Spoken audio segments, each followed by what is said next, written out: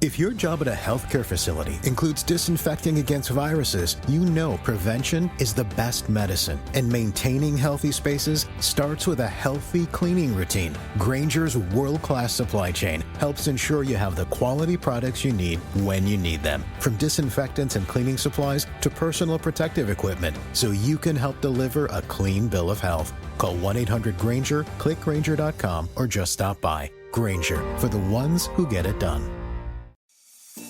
Divorce can leave you feeling isolated, like you're stuck on an island with no direction.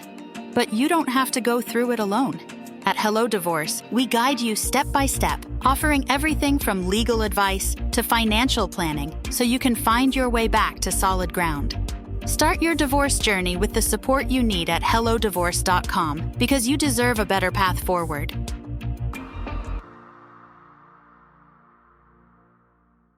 It's college basketball time at BetMGM. Lock in your picks for this year's tournament with the sportsbook born in Vegas. Get into the game with exciting state-of-the-art live tracking technology, exclusive sportsbook selections, and so much more. Check out BetMGM Originals for dozens of markets you won't find anywhere else. Take a shot at our exciting free-to-play games for your chance at scoring odds boost tokens, bonus bets, and many other prizes. Experience college hoops like never before with BetMGM. BetMGM and GameSense remind you to play responsibly. See BetMGM.com for terms. 21 plus only. Some U.S. promotional offers are not available in MS, NY, NV, ON, or PR. Gambling problem? Call 1-800-GAMBLER. Available in the U.S. For New York, call 877-8-HOPE-NY or text HOPE-NY 467-369. Arizona, call 1-800-NEXT-STEP. For Massachusetts, 1-800-327-5050. For Iowa, 1-800-BETS-OFF. Puerto Rico, 1-800-981-0023. First bet offers for new customers only. All other promotions for existing customers. Subject to eligibility requirements and rewards may vary. In partnership with Kansas Crossing Casino and Hotel. Hey there, it's Ryan Seacrest for Safeway. It's stock up savings time, now through March 27. Spring in for store-wide deals and earn 4 times the points. Look for in-store tags to earn on eligible snacks like Pepperidge Farms Goldfish and Kettle Chips, or sweet treats like Keebler cookies, Hostess snack cakes, M&Ms, and Ben & Jerry's, plus many more. Then clip the offer in our app for automatic event-long savings. Stack up those rewards to save even more. Restrictions apply. Visit Safeway.com for more details. Asking the right questions can greatly impact your future, especially when it comes to your finances. So if you're looking for a financial advisor you can trust, certified financial planner professionals are committed to acting in your best interest. That's why it's got to be a CFP. Find your CFP professional at letsmakeaplan.org. This is Long Shots, VSiN's premier golf betting podcast. Here's Matt Brown, Wes Reynolds, and Kelley Bydlon. Hey, it is Long Shots Golf Betting Podcast here on the VSiN Podcast Network. Matt Brown, Wes Reynolds, Kelley Bydlon coming to you for the Texas Children's Houston Open at Memorial Park Golf Course there in Houston. Real quick, Kelley and I were out on the town this past weekend. Good to run into several people who listen to the show. So if we saw you, appreciate it. Thanks for the handshake and everything like that. It was cool to see people in town for March Madness, and also guys that we know, Kelley, are out there listening to the podcast and betting some golf. Yeah, absolutely. It was awesome. I said it on a numbers game already this week, but man, I would say since last Wednesday, I have run into more listeners, fans, viewers of VSiN, the numbers game, and specifically long shots. I don't know how many people brought up long shots, and that was extremely humbling and nice to hear. So thank you for everybody who comes up and says hi. My favorite of the week was the guy who asked Matt Brown to take a picture of him and his wife going to the hockey game, and then afterwards said, "Wait, you're on VSiN, right?" No, he said it's the VSiN guy. Is what he said. He said it's the VSiN guy. But after asking you to take a picture, which Matt Brown did, and then he apologized and goes, "I'm sorry, I'm not very good with names." I'm like, I don't care if you know my name. It's fine. I'm not worried about it. That was a good one. I take zero offense to this whatsoever. It was great, but that was a good one, Wes. You should have seen that one. It was, hey, can you take this picture? Hey, it's the VSiN guy. And Matt, as a gentleman he is, gladly took the picture. Hey, took the picture. I am a horrible picture taker. I apologize in advance for whatever ended up on your camera, good sir, because that is If someone asks me that, I'm that guy that just takes I don't ask you which way you want the phone. I take 90 both ways and just let you decide later. You can scroll through them. All right, that's good. That's good. Yeah, it's like this is choose your own adventure, right? However you want to go about it. All right, guys, we got some outrights for you. We got some place market bets for you as well as we head over to Houston. But first and foremost, let's wrap up the Florida swing here with winning tournament. Thank God. Holy mackerel. Good stuff over here. We said we were playing heavily placement markets this week, and thank God that was the case because I had a whole bunch of lurkers, and obviously none of them got it done. That said, Bridgman outright third, Colley T4, Ryder T16, Rasmus Neergaard Peterson T22. Get all of those home. Joel Damon got cut, so that did not get home. And then Michael Kim T28, so did not make that top 20 that we had him. So that said, overall, winning tournament here where, Wes, the two class players in the field end up finishing first and second in Victor Hovland and Justin Thomas. Now, Justin Thomas seems to have been trending in the right direction. Victor Hovland the opposite direction, but he puts it all together and gets it done at the Valspar. Yeah, he did. He was ranked in the 160s in putting strokes gained for the season, and then second. So that can happen. That can happen. I did not expect that it was going to happen. He was actually second behind my guy, my only pursuer, Jacob Bridgman, who once he made, and I texted you guys, I think he made a 3-putt. He had not had a 3-putt all week, right? Then they tried to run the graphics jinx on Saturday, and he kept beating it back, because they kept saying no 3-putts all week. Then I think he had a 3-putt on 3 or 4. I was like, okay, we're done here. Now he's 5 back, and they made a little rally, actually, on the back 9 to finish third at 9 under par. But, yeah, JT, he kept his positive energy going, but he kind of probably felt he gave that away. He bogeys 2 of the last 3 in the snake pit on Sunday, and Victor Hovland gets it done. Very sharp with his irons, too, was Victor Hovland. Not so much around the green, but putted excellent. And Victor, we mentioned last week about this price. It's oh, my God, he's too good of a player to be this price. But if you looked how poorly he played, he had missed 3 straight cuts and had missed him badly. Yeah. Not really missed him on the number at all, where it's he's kind of close. You could find a silver lining, because even he didn't think. I think on Instagram he's this is a funny game. He was even baffled that he won this event, but he did. Yeah, guys, breaking news here that has absolutely nothing to do with golf whatsoever. Russell Wilson to the Giants. So Russell Wilson and Jameis Winston. Russell Wilson and Jameis Winston going to be battling it out there for the starting gig in New York. Bro, he's stealing snaps from Jameis? That's so not fun anymore. Come on. I know. Seriously, I was looking forward to the Jameis just throwing 50-yard bombs to Malik Neighbors, and now it's now Russ is going to muck everything up in there. Although the money says competition. He can still throw the deep ball, at least. It's just the other throws that he misses. Yeah, it's just $10.5 million guaranteed, $21 million deal, $10.5 million guaranteed for 1 year. Yeah. But Jameis, they gave a little chunk of money to, so it's a bit of a competition still, I guess. I hope Jameis wins the job. I'm a big Jameis. I'm a big Jameis fan now. I hope. Although I still think it doesn't stop me from thinking more about a sneaky Malik Neighbors Offensive Player of the Year ticket. Just if both these guys are just going to be bombing it downfield to him. Yeah, I don't know if they're Sorry, you giving it didn't to a come guy in for football, did you? Yeah, no, I don't think they'll give it to a guy on a. I don't think they'll give it to a guy on a 4-13 team though. So I don't think that's going to work out. 3,000 receiving yards. Okay. So as we said, we're heading out of Florida. We are heading over to Texas. It is a course that you can go play over there in Houston if you want to. So head to their Houston Muni website, and you can get you some tee times over there. Second longest course on tour, West, a full 144-person field, 65 and tie is going to make the cut. But outside of the length that we've got here, what are we looking at here over in Houston?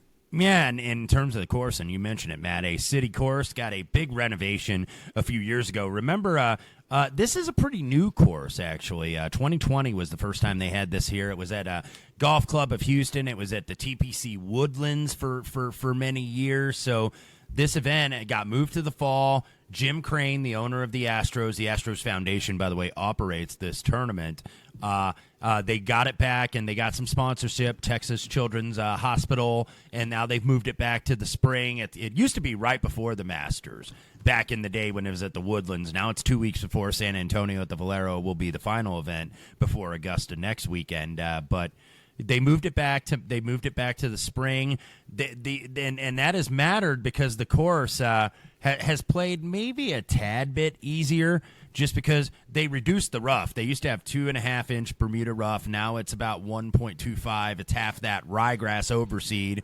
Bermuda grass course, but overseed with POA on the greens, 7,000 square foot greens. So the agronomy changed from the fall. Like you mentioned, Matt, par 70, 74, 35. Aside from Torrey Pines, this is the longest non-major course on the PGA Tour. Not a lot of bunkers, fewest on the PGA Tour. I think there's only 21 traps on this course, and water's only in play on 4 holes because, like you said, it's a public course, so you want to make it playable for the average Joe. I think the greens fee for a weekend round as of when I first wrote this a couple of years ago was like just under $40. So you can actually go play this. Was renovated in 2019 by Tom Doak, who's a Pete Dye disciple with an assist from Brooks Koepka on this. So scoreable course. It does have its challenges. I think 12 under was the winning score last year and 16 under the year before. So I don't think you're going to see in the 20-ish under, but you're probably going to see low to mid-teens here.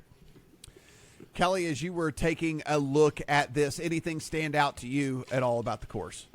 I love the change that we have. You and I were talking a little bit before we started recording, but I like this time of year handicapping the different courses because you get out of California and then all the Florida courses kind of play very differently of how we're kind of statistically modeling them.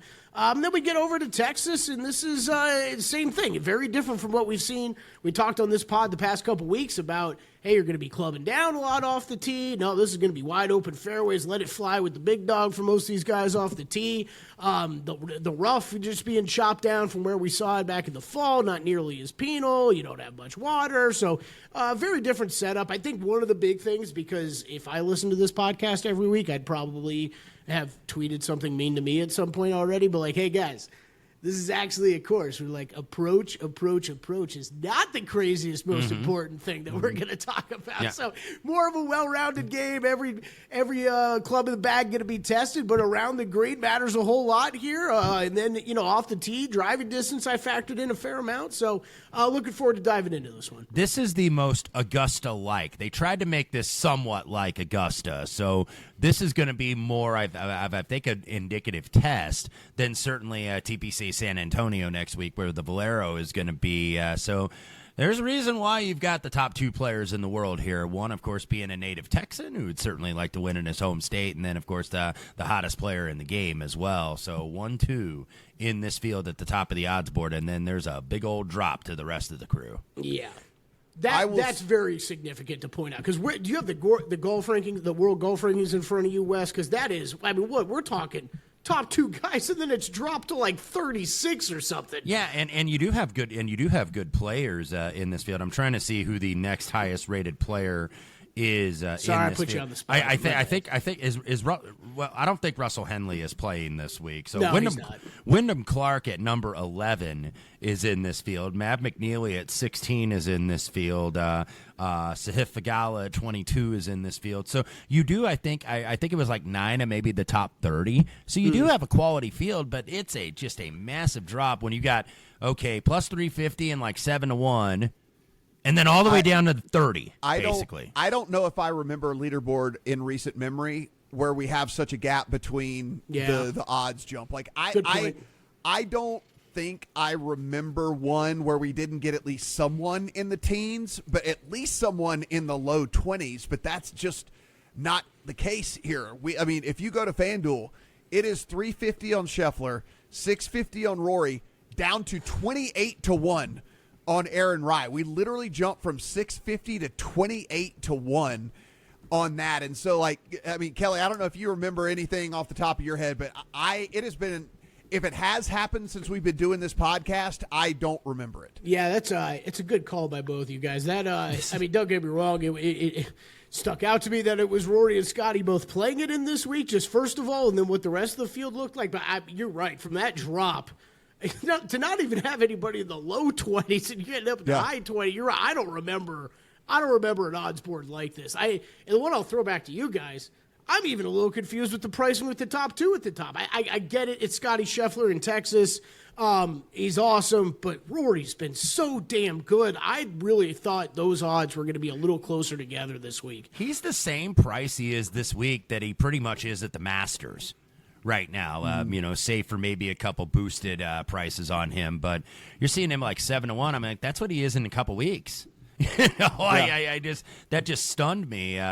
Scotty does have 2 runner-ups here, of course, last year where we got him with Stefan Jaeger. Scotty missed that 4.5-footer in the playoffs, so I was very happy to beat the number 1 player in the world because I didn't do that a lot last year. Yeah. And nobody really did. But, yeah, this is weird. We saw it at the Players, too. He was double the price of Scotty, essentially. So I thought that there would be a little bit less of a gap between them, even though Scotty, probably the rightful favorite on the matchup. If you look at the matchup markets, I think he's like $1.45 consensus over Rory this week, just because Rory has not really played this event before. Yeah. It's a weird thing because it's not like Scotty's been playing poorly by any stretch of the imagination. It's just, I guess he won so much last year that we look at the 5 starts and he's T9, T25, T3, T11, and T20, and it almost feels like it's not good when really, his lowest finish is 25th so far this year. He's got 2 top 10s, a T11 right outside of a top 10. So, he's playing very well. I don't know if the odds, like you said, Kelley, are indicative of where Rory is more like with his game. I think it's like it's more that for me. Yes. Right. It's like he's been playing well, and Scotty's obviously every time he tees it up is going to be the favorite, if not the top 2. But yeah, I'm with you. It seems like Rory and his odds maybe should be a little bit closer together. And then I actually agree with just the giant gap there because we don't have any of the guys that we kind of like to bet when we start our card. We're not really the single-digit bet guys, but we'll start the card with a 15-1, a 16-1, a 17-1.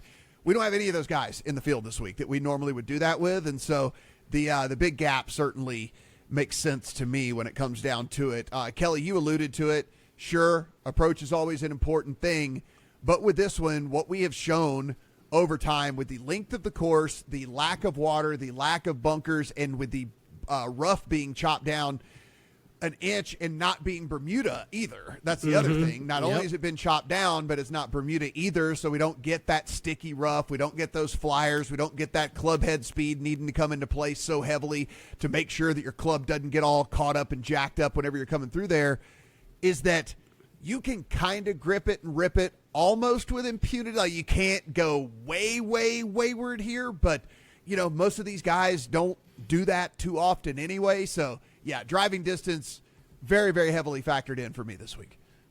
Yeah, big one for me too. It's off the tee, driving distance. There's some approach, and I think some specific proximity buckets you want to look at.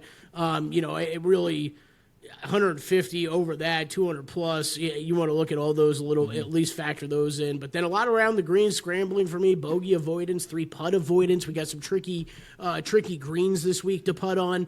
A lot of that factored in this week, more so than what I normally do. I did still plug in good drives. I feel like that's one of our more favorite stats on this podcast. But we always talk about how it lends into approach as well. I'm not too scared of this rough, but anytime if I know you're going to be able to play it clean out of the rough, that helps a little bit better. So that was a little bit of putting for me this week too. Just overall general putting. I didn't really plug in the POA specifically. Just wanted to get a feel for kind of general putting because I'm really looking for someone. For me this week, guys, it was a lot about try to check all the boxes. You don't maybe need to be great at anything per se, but I need you to be pretty good at everything I'm looking at this week. Yeah, Wes, when I look at mine, 10% off the tee, 15% driving distance, so we're at 25%, 10% good drive, so we're at 35%, 5% carry distance, so now we're at 40%, and then if you want to kind of lump in par 5 scoring with off the tee because we know longer guys tend to be much better at par 5. Like, I'm looking at basically half of my model coming with off the tee stuff this week for me, which is very, very rare, but that's how heavily I emphasize that here on this course. Yeah, I wasn't too far behind in terms of that split. I think using distance is good here. If you look at the 4 winners here at Memorial Park, Jaeger was 12th, I believe, in driving distance here. Tony Finau was 21st. Kokrak was 12th. Carlos Ortiz was 16th. Strokes gained off the tee, maybe you could look at. I didn't use that much, though, this week. I used distance, and I also used a little bit of good drives gain, and that wasn't because of the accuracy necessarily, because good drives, I think you can get a little accuracy bias in there. That was guys that could hit greens, because one of the things about these greens is you got runoff areas and you've got false fronts, so they're kind of difficult to hold at times. So good drives measure players that can still hit the greens even when they don't miss the fairways. But this is a little bit more grip it and rip it, I think, around here. If you saw some of the guys in contention last year, like your boy Toasty. Remember, Toasty was in contention here last year. Had a shot at the win, was right there. So you had a lot of guys here last year that I think played very well in terms of hitting the ball off the tee. Finau, of course, was in contention. He's kind of a horse for the course. So I use that. I did incorporate some approach here, especially from 200 or more, because that's going to be about a third of the shots, because these are long holes. And if you look at the scorecard, I always include the scorecard in my piece up at vsin.com. The par 5s are relatively long. A couple of them are over 600 yards here, one at 587. You've got some longish par 4s here. I know 2 of them over 500 yards, at least on the back nine. And the opening hole is 522, and it's a par 4. So you're going to have a lot of 200-yard approach shots. So you're going to have a lot of long irons. So I use that in terms of anything else scoring. Use a little bit of bogey avoidance here, because you may get some rain on Thursday and Friday, which means, it might be a little softer early. But these are still a lot of sloped greens, a lot of undulations, going to run fast. So I think in the weekend, when the temperatures are going to be mid to high 80s, you're going to see that dry out, and you're still going to see the speed on these greens about 12.5 on the stem. So not quite Augusta fast, even though they try to make it a facsimile of it. So I did use that, a little bogey avoidance and 3-putt avoidance. I think you got to incorporate putting here. If you look at the last 4 winners, Jaeger was 3rd, gained about 6.5 strokes. Finau was 2nd in putting in 2022, almost 8 strokes. Jason Kokrak over 8.5 strokes when he won, and that was good enough for only 3rd in the field. Carlos Ortiz was 5th in the field, gained a little over 6. So this can turn into a putting contest. And by the way, these are POA overseed, Bermuda pure greens. So you get a little bit of Bermuda creeping through. So if you want to go specific on the surface, you can. I did just general putting. I think that was probably the best way to go here. Strokes gained around the green, scrambling. You'll see some crossover between that. Around the green is going to be important. You're going to gain about a quarter of the strokes around the greens here. And then this is still not an easy course, even though it played easier than it did in the fall when there was a fall event a couple years ago. 12th most difficult out of 51 courses, so still in the top 25 percentile of being difficult. So I used a little bit of that just as a general rule here, but not much variance, I think. I'll be interested to see if we're a little bit all over the place, though, with our selections. Divorce can leave you feeling isolated, like you're stuck on an island with no direction. But you don't have to go through it alone. At Hello Divorce, we guide you step by step, offering everything from legal advice to financial planning, so you can find your way back to solid ground. Start your divorce journey with the support you need at hellodivorce.com, because you deserve a better path forward.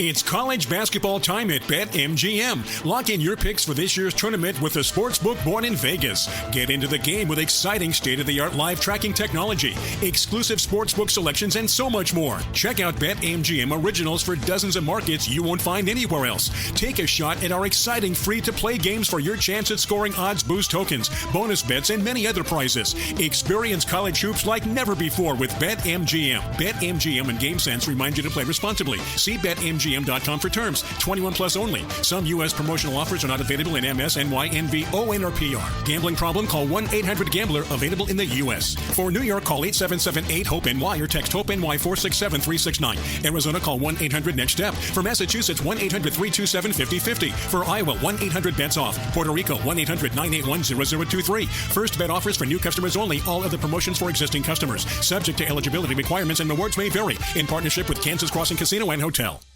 Hey there, it's Ryan Seacrest for Safeway. It's stock up savings time. Now through March 27, spring in for store-wide deals and earn 4 times the points. Look for in-store tags to earn on eligible beverage items from Tropicana Lemonade or breakfast favorites like General Mills cereal, Coffee Mate Creamer, Quaker cereal, plus many more. Then clip the offer in our app for automatic event-long savings.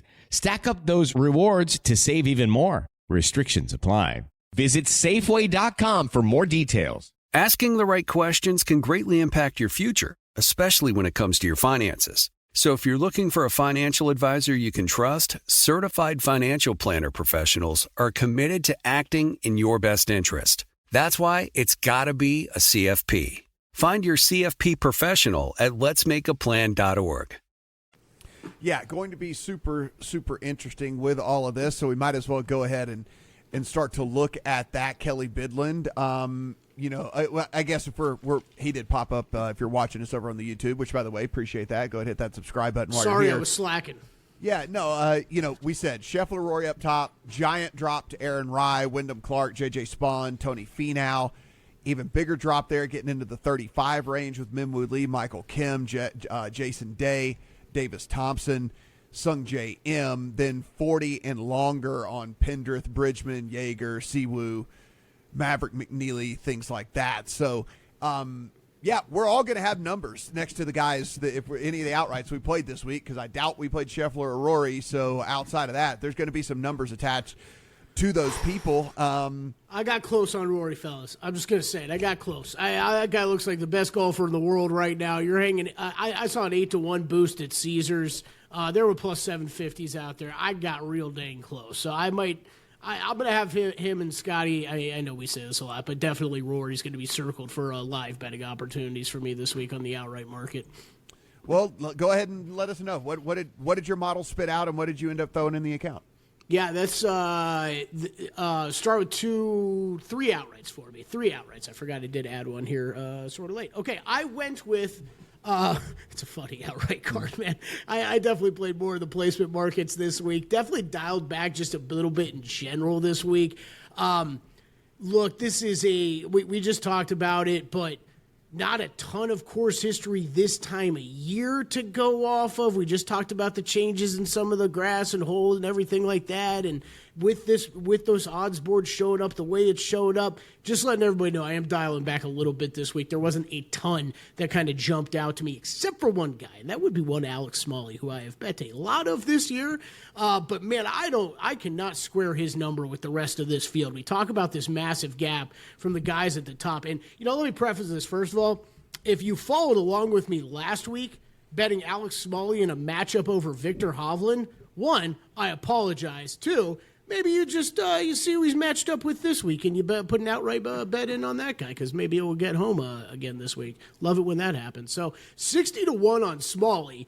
Now, I had a last 20-round model. He was the 3rd highest rated golfer in it, behind Rory and Scotty Scheffler. And this is, look, the approach play's been up and down these past few tournaments. But outside of that, man, he's been pretty damn consistent everywhere else. He's gaining off the tee, 14th in strokes gained off the tee last, 26th around the greens. That's very important here. Top 20 in scrambling and bogey avoidance.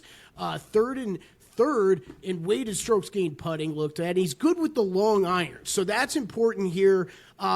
Finished 4th here in 2022.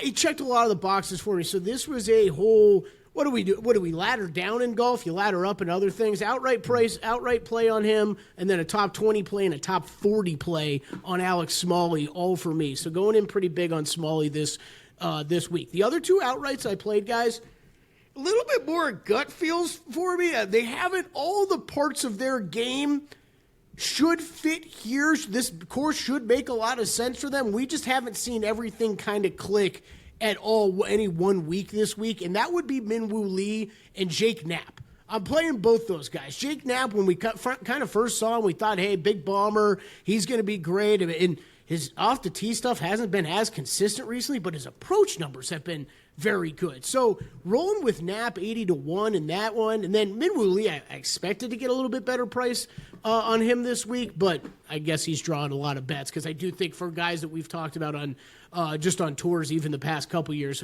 guys that are long off tee, got great short games but struggle with their irons a little bit. Minwoo Lee is that guy. So going back to him, you really the only tournament we kind of we've seen him put it all together this year was the Cognizant. He finished T11 there. But I'll take a stab on an outright and then just scaling down with top fives on all these guys that I'm betting outrights on. I'm doing it with all of them these days, Matt. You're right. It's definitely an annoying thing when you lose out on monetizing any of those guys that get close. So that is my outrights top fives, and then top 20s. I already mentioned Alex Smalley. Going back to Michael Kim. Look, I didn't get home last week. It was close, though. He still had like one bad round in the last 7 weeks, and he is gaining everywhere across the board when we look at his stats. So Michael Kim plus 175 on a top 20, and then Davis Thompson, who I battle with. I feel like I bet him always at the wrong times, and his odds feel a little short here compared to what some of these other guys are at, but really did check a lot of the boxes for me. Again, the approach game not quite as great as you'd like to see on other courses, but I think it's going to be okay here. You're talking top 15 off the tee and around the green, and he finished T21 in this event last year at this time of year. So played a top 20 on him at plus 160. Mentioned the Smalley bets, and then just one tournament matchup for me so far. I didn't have the guts to play Kevin Yu anywhere else, but I did play him in a tournament matchup over Harry Hall. And that is my entire card, fellas. All right. I think there's some discussion to be had here about Minwoo Lee. I know, Wes, you are on him as well. I played a top 20, but I couldn't get there from an outright perspective, and I'm curious as to y'all, how y'all kind of levy him not being able to put a whole tournament together, because that's where basically I keep getting with this guy, and like the number is so short now because of the field that we're in, like down to 35-1. I wrestled with it and ultimately decided on a top 20 because I don't know what his win equity is. And that is what, like, Kelley, you mentioned it, where it's like, he's right there, but he's right there without actually really contending. I mean, like, if you see all of these finishes for Minwoo, it's not even any top 10s, right? And so, like, that's where it was tough for me. So I kind of want to have a talk through, because I imagine he is going to be super incredibly popular this week if people are, like, factoring in driving distance and stuff. Well, I mean, Wes, I know you're on him too, so I'll let you answer as well. But I think you're talking, okay, Cognizant Classic, good finish, weaker field there, right? But I think I can make the argument that still it's a stronger field overall. Players API, maybe questionable when we get to Genesis and Waste Management, but not that far off of what we're dealing with right now. Probably still stronger fields overall. So maybe I'll give him a little excuse there, but it's all the scattered red and green, right? It's a guy who's known for being great off the tee. Okay, that's where he struggled with the past couple weeks. The approach been up and down. I get it. I'm looking. It's the same thing with Jake Knapp too, right? If I bring him up, and I'm talking about betting both these guys now. The pushback on that one could be there's an extreme price difference, Kelley. I understand why you might take a dart on Jake Knapp and Minwoo Lee's way shorter. Look, I chose, because of the lack of consistency, and yes, the results would show that, Matt, I agree, but with the lack of consistency across the board on the stats, I'd rather play for the high, go high with him, go big with it with the outright top 5 play instead of leaning on a top 20. But completely get it. You look at the results. He's been top 20 machine here so far in 2025. Yeah, 4 in his last 6 starts for Minwoo Lee in the top 20. I'm relying on the short game this week with him because he's top 15 in the field for all the short game stats, for putting, for stroke gain around the green, for scrambling. We know he's a big hitter off the tee. He was up there in distance just behind Rory last year in 2024. He sprays it all over the place. There's no question about that. But I don't think that that's going to matter as much. We saw the big hitters like the Toasties of the world. They spray it all over the place too, and we're able to recover. And I think he'll be able to recover here, even though not a lot of experience necessarily in this event, but the price did get cut. I got 35 to 1. There were some 40s or mid 40s on the openers. Weren't able to get that on Monday, but Minwoo did make my card. One thing I did want to chime in on for what Kelley mentioned with his selections, Michael Kim, I believe, right now he is number 52 in the world. You have to be in the top 50 by the end of this event to qualify for the Masters and get that Masters invitation. So I believe I want to give him credit. I think he computed it. I think it was Pat Mayo that might have did that. I think it was T for 22. Or would get him in to the Masters field, and that's all. That would give him enough world ranking points to be able to do that. I believe that's right. But top 20 Michael Kim absolutely makes a lot of sense. Ben Griffin, another one that's 53rd, trying to get into those Masters. So look outside that top 50. A few of those guys are here for very good reason. All right, Wes, as we said, we just talked some Minwoo here. Who else ended up on your card? Yeah, Minwoo at 35 to 1. Also, Davis Thompson 35 to 1. Who? Oh, there we go. Oh, there we go. On Davis Thompson. There okay. we go. One hit. Yeah, go ahead, Davis Matt. Thompson. Well, it doesn't count. I didn't play an outright on him. Oh, you didn't? No, so then it's Minwoo's the same thing. You did the top 20. I did the top 20 on Davis Thompson. Okay, well, they're kind of pot-ish plays. Yeah. Plays. So we just go the dun-dun and then quit on the stop sound. it there. Yeah, Only half, yeah. So if one of those guys wins, either me or Matt's going to be really pissed. Cool, got it. Yeah, that's what we got. Yeah, there we go. So you're like me and you just play them both, and then I lose both. So, because I'll be a volume shooter here. Davis Thompson, we were on him last year at the John Deere when he was 25 to 1, got his first win on the PGA Tour. Hasn't really started out that great in 2025, but he was 10th 2 weeks ago at the Players, best finish of the season. Top 10 in this field for total driving and strokes gained off the tee. Top 15 for scrambling.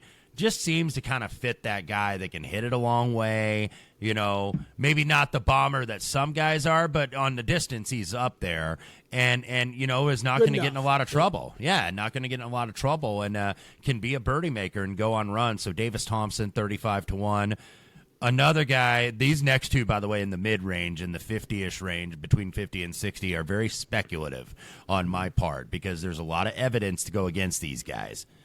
Taylor Pendrith at 50 to 1, who's been dreadful with the putter and around the greens, but he did gain 6 strokes at the Players with the putter. So something to build upon. The ball striking's been tremendous. 3rd for off the tee, 7th for total driving. So Taylor Pendrith, and then another guy who likes to hit it all over the place, considering he's got 1 top 20 and 9 starts this season.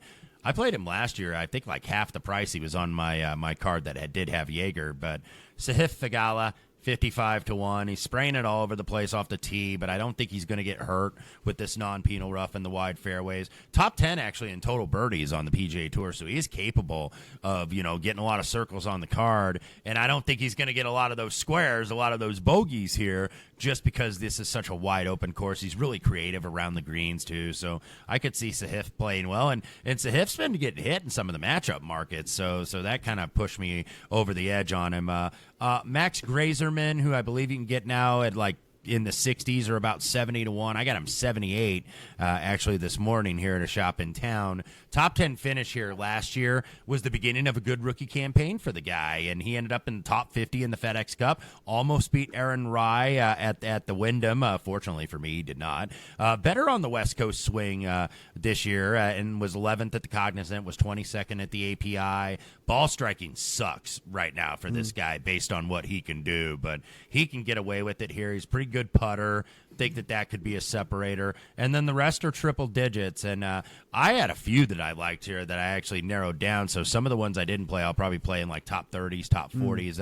I put Nikolai back on the card again at 105 to 1. On the card last week, and he missed the cut. I think this is a good course for him, though. 6 on approach, 20th in putting in this week's field. So I gave Nikolai a whirl. And then a couple of the real bombs, and because they are bombers, 2 of the biggest hitters out there, I'm going back to my guy, Aldrich Potgieter, who didn't get home for me at the Mexico Open, lost in that playoff to Brian Campbell. Still stinging about that because he should have won, and Campbell was the shortest hitter on the tour, and yet beats the guy. Yeah, off the tree. Shortest hitter beats the biggest hitter after they play a par 5 over and over again. Go figure. Potgieter missed 3 straight cuts in Florida, but those were kind of like positional driving courses.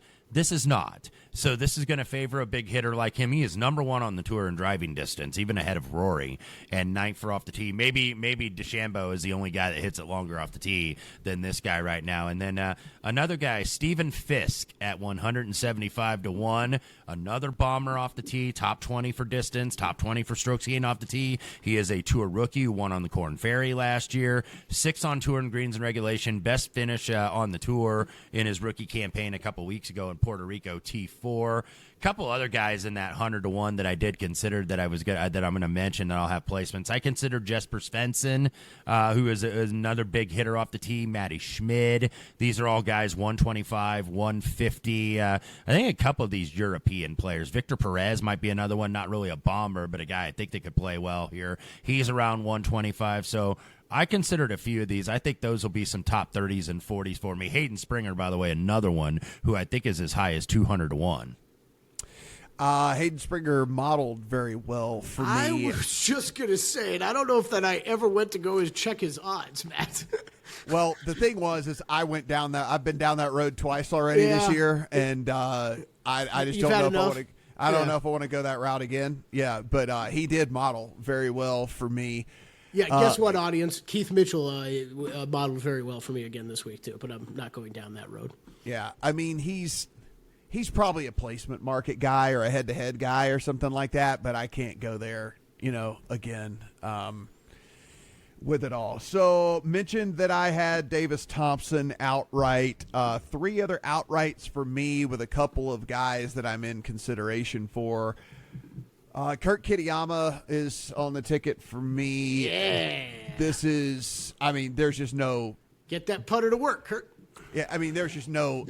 Look, he's third in one of mine behind Scotty and Rory. What can you do, right? The ball striking numbers are ridiculous. Always.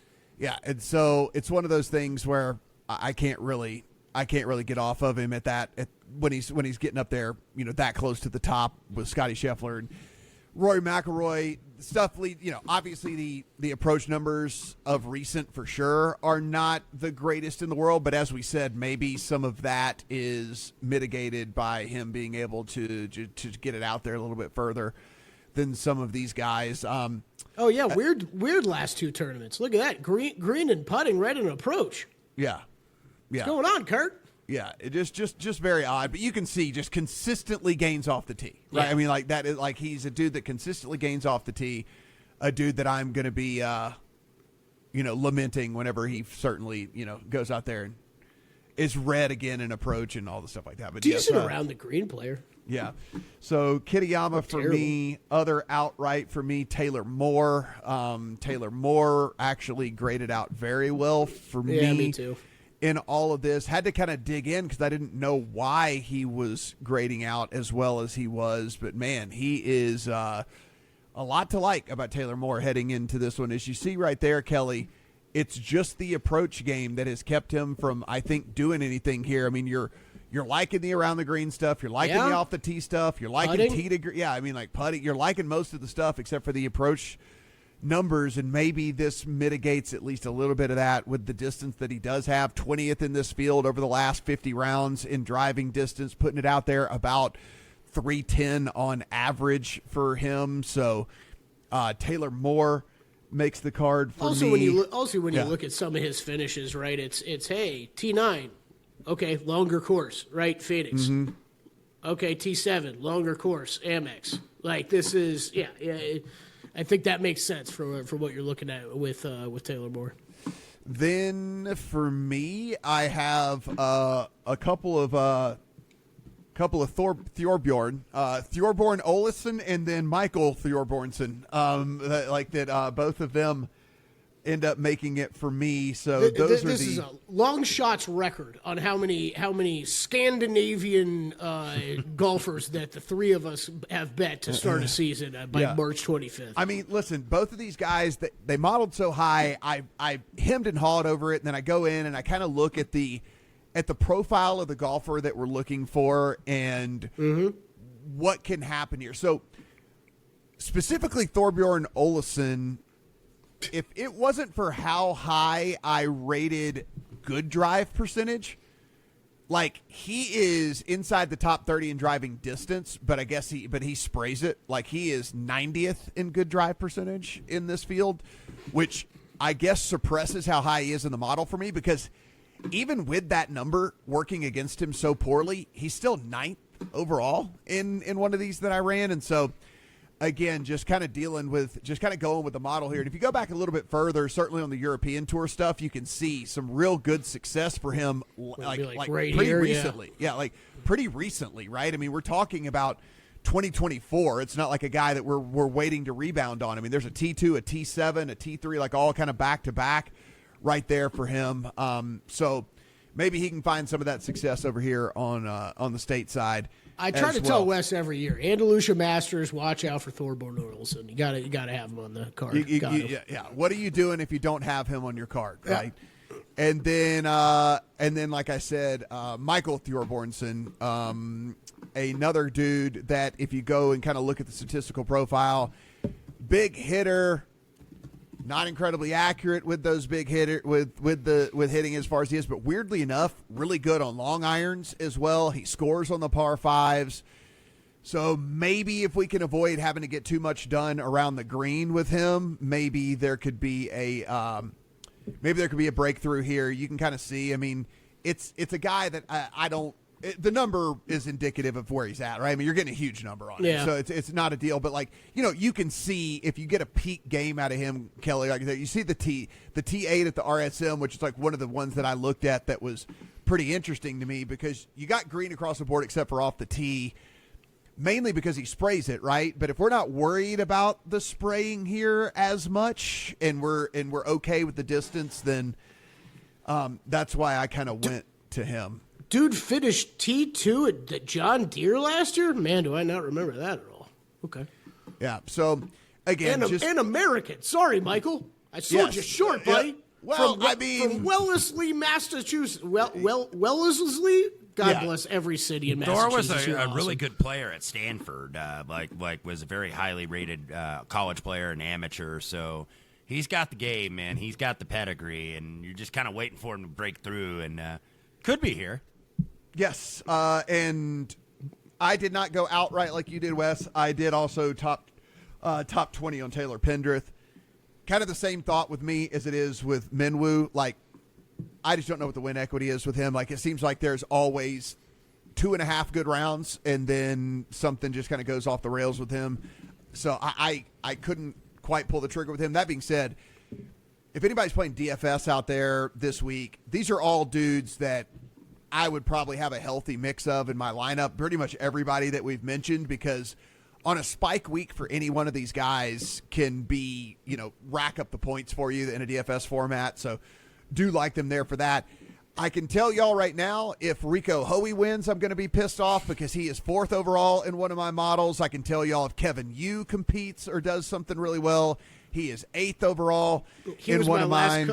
I did play him in a matchup, Matt, but I had him in top 20, and I was like, all right, I got to lose somebody here. And it was ultimately Kevin Yu, yes.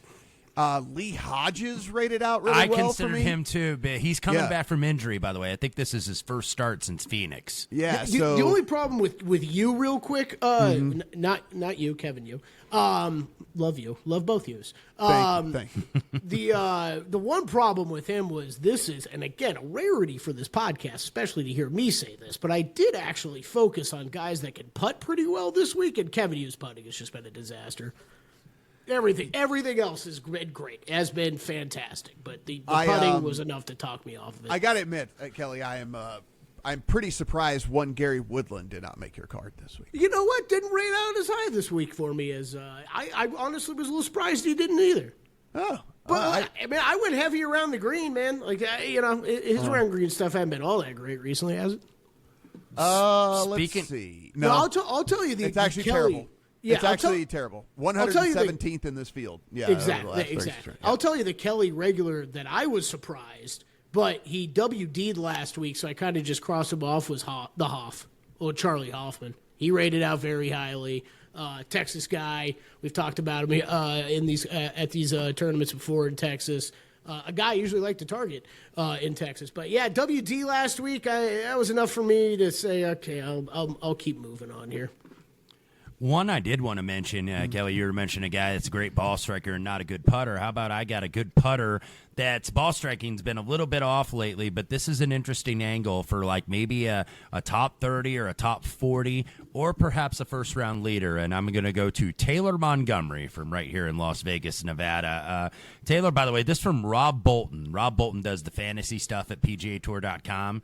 And Taylor Montgomery, because he had an injury, is on a major medical extension. This is his last start on the extension. He needs 26 and a quarter FedEx Cup points to fulfill his terms and basically keep his full playing privileges. So he needs a solo 31st, essentially, to get that. He is the first group off on Thursday, round one, at 5:20 Pacific time. I think 7:20 there, or maybe it's 5:20 there. Who knows? But yeah, he's first group off. So maybe first round leader. Stranger things have happened. Yeah. That's just one of those angles that can kind of get there. But first threesome off and first group out. Think he's going to be very motivated to go well. And the guy is an aces putter. If you ever look at the putting modeling, Taylor Montgomery is usually up there very, very high. So you don't have great form. He missed the cut last time. I believe his last event was the Puerto Rico Open. He was 25th before that, 45th in Mexico. So it's not great form, but probably if you want to be conservative, maybe a top 40 would be useful on this. Divorce can leave you feeling isolated, like you're stuck on an island with no direction. But you don't have to go through it alone. At Hello Divorce, we guide you step by step, offering everything from legal advice to financial planning so you can find your way back to solid ground. Start your divorce journey with the support you need at hellodivorce.com because you deserve a better path forward.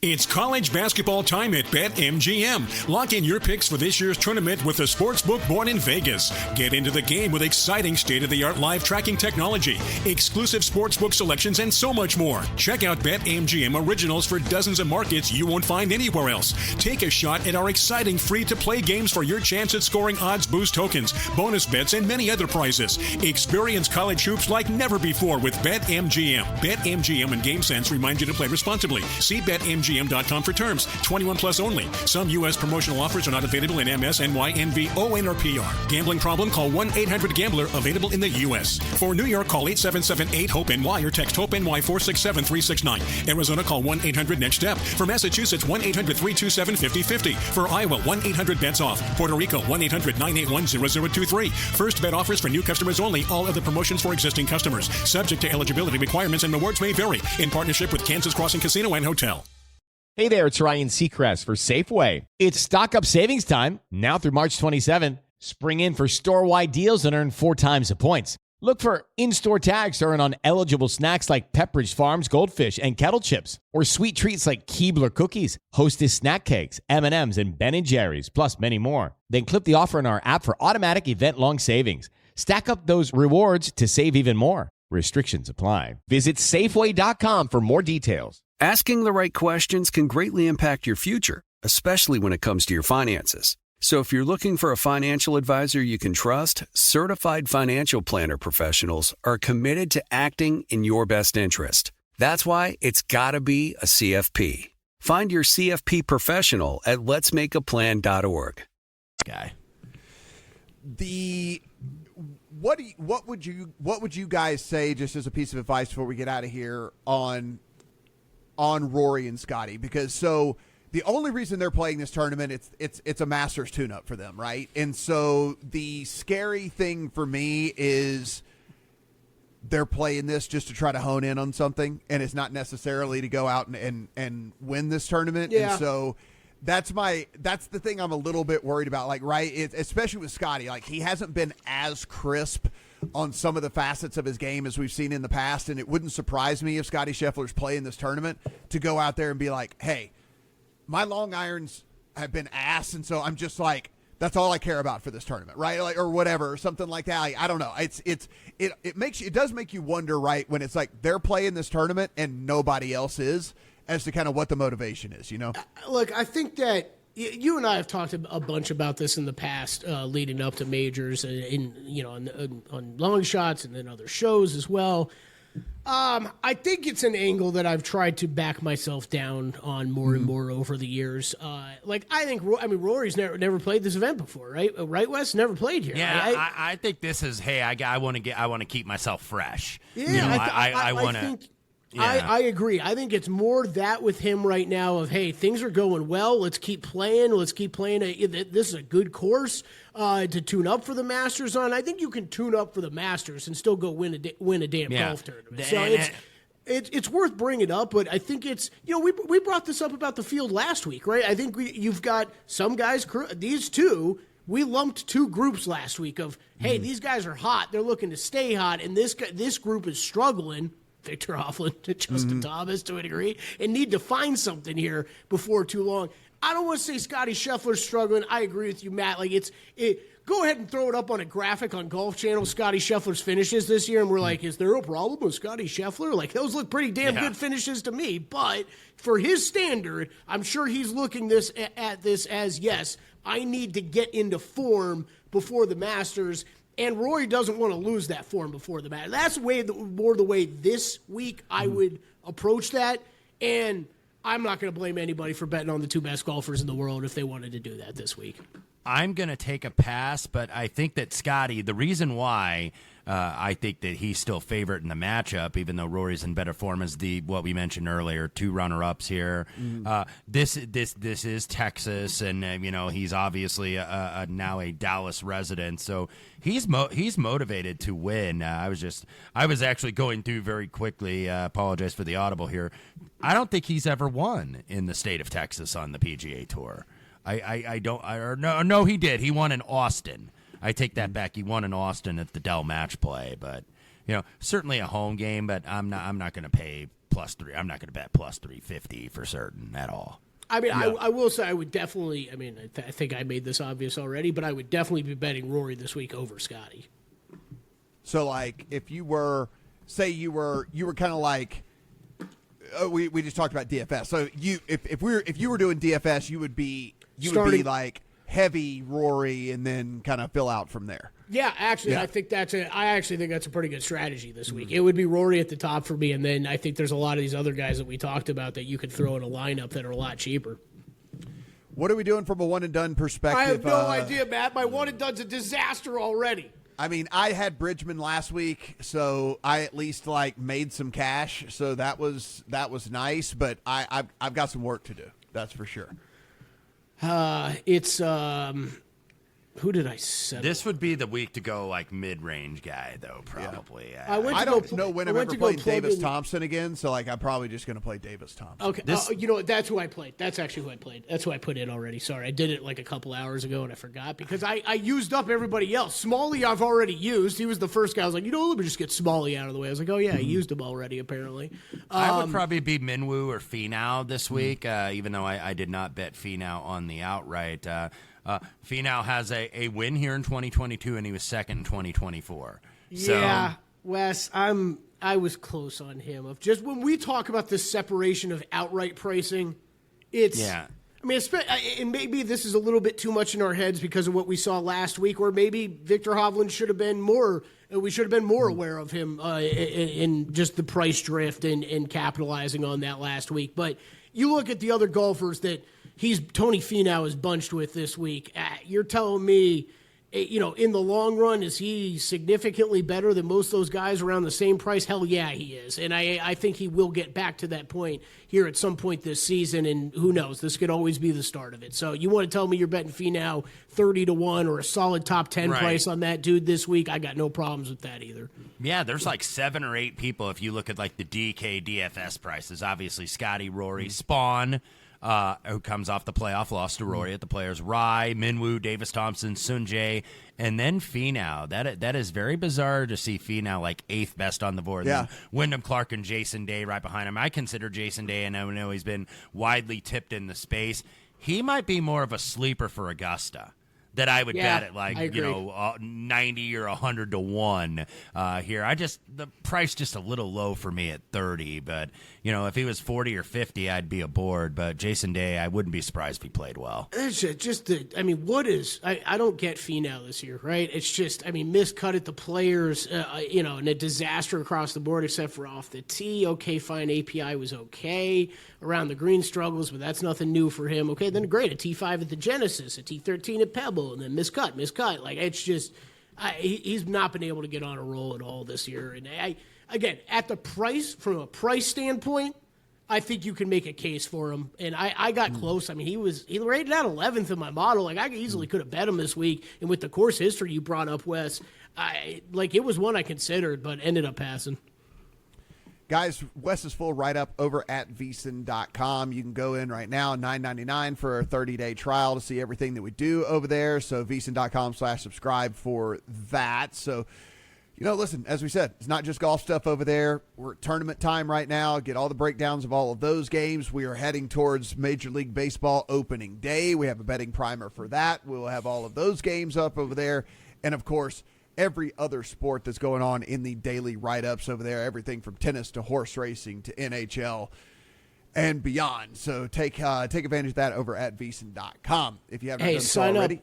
Sign up now, screenshot it, send it to myself, and I'll give you all Matt Brown's college basketball bets for the week for free because my dude, I believe it's fourth in the VSiN contest right now? I might be on a little bit of a heater there on the tournament thing. Shoot up above 500, I think. So I'll even include mine for free, too. There you go. VSiN.com/subscribe. If you haven't done so already, guys, everything we do with this podcast, absolutely free. So if you're listening to us on the audio side, do appreciate the subscription. And even better, if you want to go in and rate and review, that certainly helps more people find this here podcast. We do appreciate that. And if you're on the YouTube side, hello, this is how we look. Appreciate that. Go ahead, hit that subscribe button, hit that like button. Let us know in the comment section. Who are you betting here this week over in Houston? For Wes, for Kelley, I am Matt. Good luck on all your bets.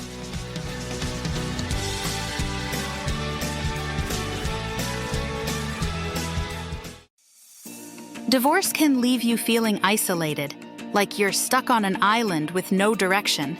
But you don't have to go through it alone. At Hello Divorce, we guide you step by step, offering everything from legal advice to financial planning so you can find your way back to solid ground. Start your divorce journey with the support you need at hellodivorce.com because you deserve a better path forward.